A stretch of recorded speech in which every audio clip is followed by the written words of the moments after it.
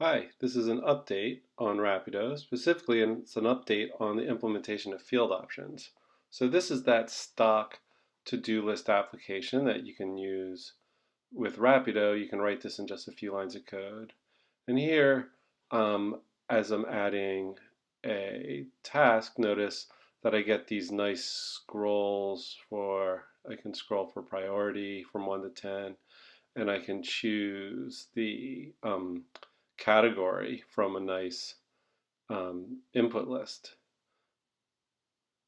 So I'm going to show you how to do that with just a few lines of code in the latest update to Rapido that should be out by the time you see this video. Okay, let's just pause the video here for a sec and just have a quick review of a document list. So a document list, as you may recall, is just a few lines of code that you need to write to create a document list for Rapido to be able to provide you with all the user interface that you need to display your application, to do the CRUD operations on your application, and even to do local persistence. So you can see here we're just creating a simple data structure with all the data that we need for a to-do list. Okay, and then we can just scroll down here and see where I use a document list scaffold that I pass the document list into that document list scaffold, and then that's what creates all this UI. Now, just as a reminder, by default, I get these nice text boxes where I can enter the data. I can create new records and I can update the data. But now I'm going to show you just the lines of code that you need to customize this a little bit to get those nice scrollers. So first of all, let's take a look up here. I've created another document list called input list, and this is a document list where I'm adding initial values for the categories that I want. So I create the categories that I want to show up in the drop-down. And now I'm going to come down here to the document list that I pass into the scaffold. I'm going to do something where I create what's called a field options map. And this maps the fields in my document list to different options.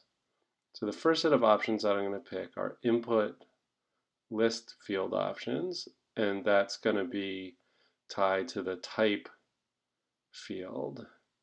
And I just need to tell it what the document list is, where to get the types, the categories, the inputs. Then I need to tell it what to display, but then also what is the value. So display field and value field in this case are the same, but they could also be different if I want to show something in the list that's different than the actual value that gets returned.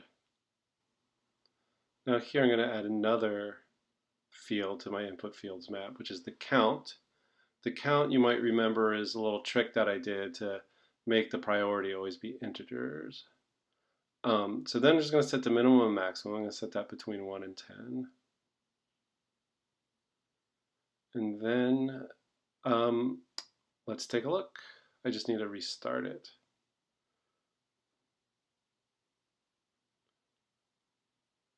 Okay, now that it's restarted, you can see now that it uses those nice scrollers that I demonstrated before instead of the text fields.